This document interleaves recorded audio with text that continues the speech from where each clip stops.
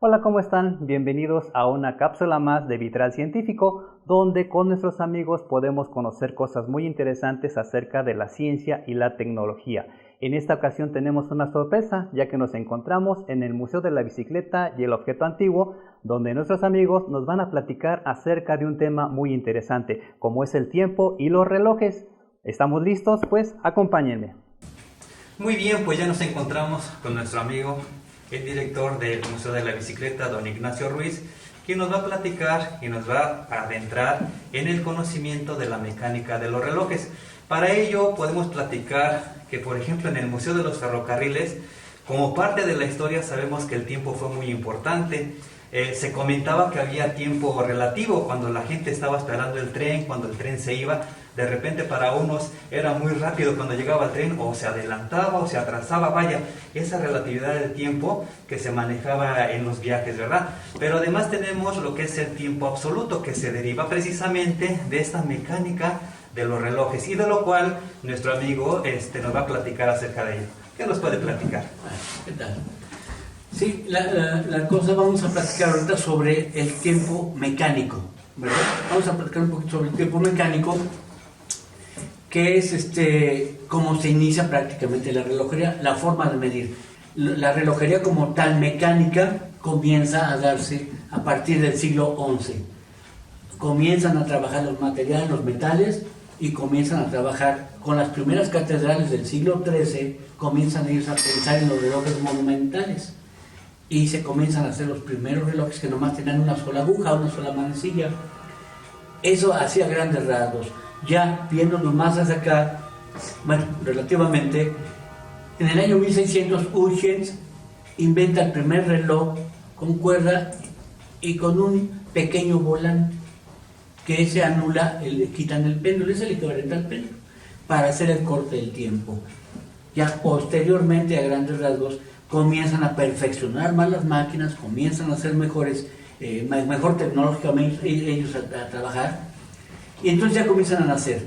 Sí, fíjese, don Ignacio, lo que está comentando se me hace muy interesante, porque antes de comenzar esta cápsula, usted nos platicaba del término tren.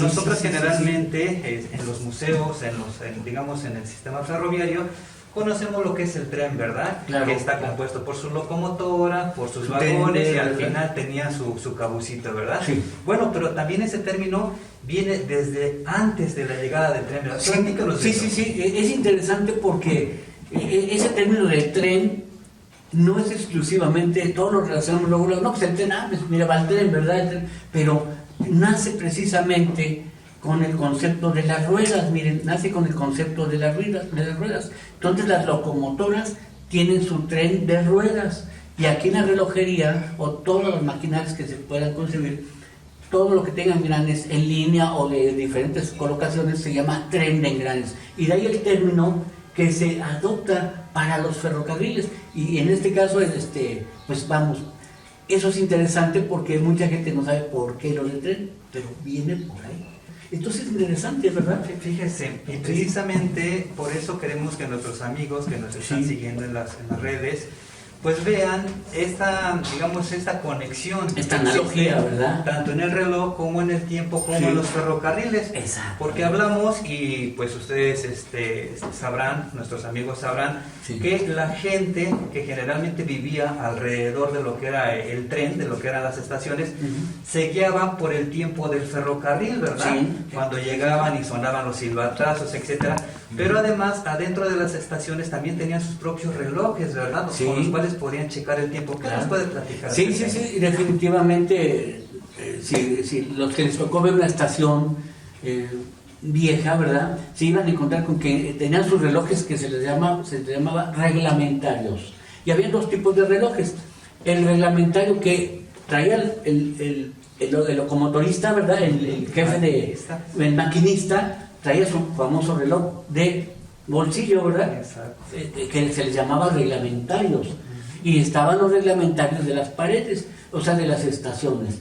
Entonces hubo una marca con la que se asociaron prácticamente, ¿verdad? La concesión, que era una marca que se llama Seth Thomas, que existe todavía, está vigente, ya casi 190 años de su fundación.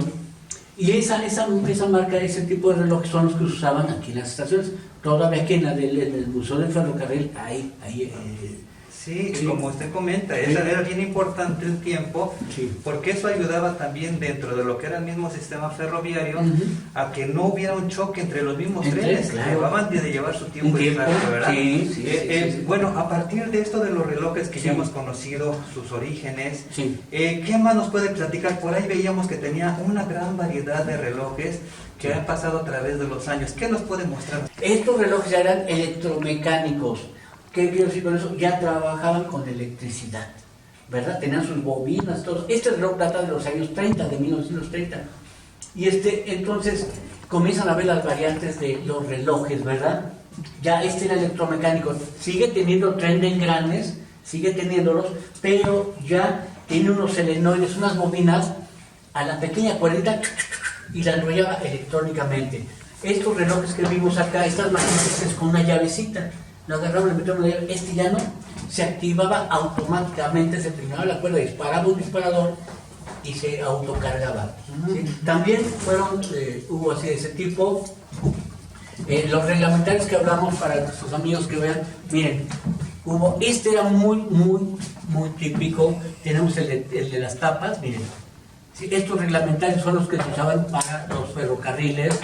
De hecho, qué bueno que estamos viendo estos relojes porque se sabe que estos formaban parte de la identidad precisamente de los ferrocarrileros, ya sean maquinistas, conductores, en la estación debían de tener exactamente la hora, ¿verdad? Y el checador, el que estaba checando los tiempos, ¿no? Exacto. Que iba apuntando las corridas, ¿no? Sí. Y entonces hay una gama, y no fue la excepción, ¿eh? Aquí en Ferrocarriles Nacionales, inclusive yo sé que hay una colección, ¿sí? De bolsillos que pertenecieron. Y de amigos del ferrocarril que muy orgullosos también lo portan, ¿verdad? Exactamente. Lo portan.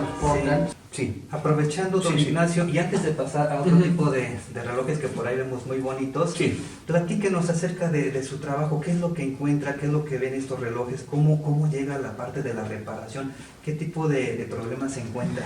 Sí, lo más común en un reloj es, por ejemplo, ¿qué es lo fascinante? La cuestión mecánica, ¿no? El que entiende una maquinaria mecánica va a entender lo que le pongan, ¿sí? En este caso yo me identifico mucho con una locomotora, ¿sí? No me es muy difícil entender el mecanismo por lo mismo, ¿sí? Lo fascinante es esto, lo que no es, es totalmente mecánico, rústico, pero por ejemplo, ¿por qué puede fallar un reloj de péndulo? Porque lo más común es que se reventaban las cuerdas. Pero además aquí hay una cuestión así, que si lo vemos, que las aleaciones que hacían eran bastante especiales, pero también de preferencia hay que darles cuerda entre los 26 a 30 grados, que esté templado, que esté bien el clima, porque sabemos que los materiales se contraen, ¿verdad? O se expanden. Entonces, si está muy frío, se cristalizan los metales.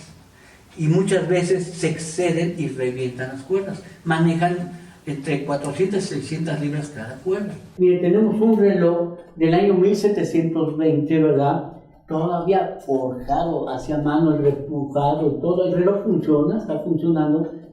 Trabaja a base de gravedad con sus pesas. Es interesantísimo. Este reloj es de pesas también. Estos son por gravedad. No tienen cuerdas. Estos no tienen cuerdas. Las cuerdas son las pesas. Pero eso es interesante porque el tren de engranes, lo que les dije hace rato, el tren está montado sobre madera.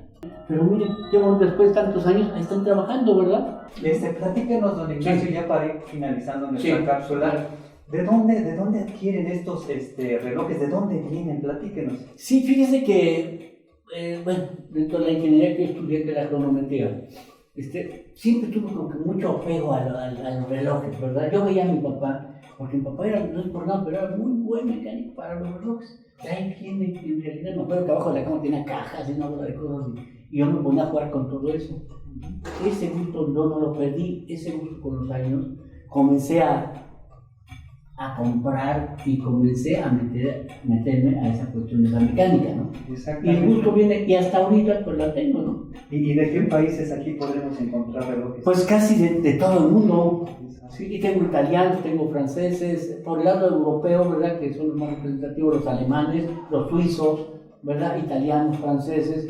por el lado de América, las marcas Ansonia, ¿verdad? New Haven, o la reglamentaria que se usó para los ferrocarriles de rigor nacionales fue el St. Thomas, ¿no?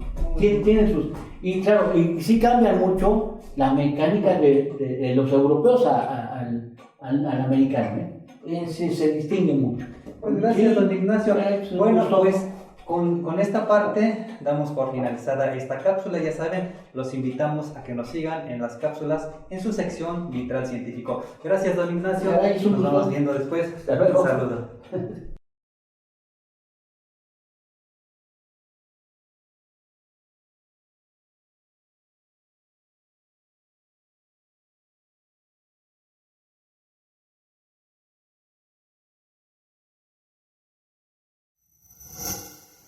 Gobierno de México.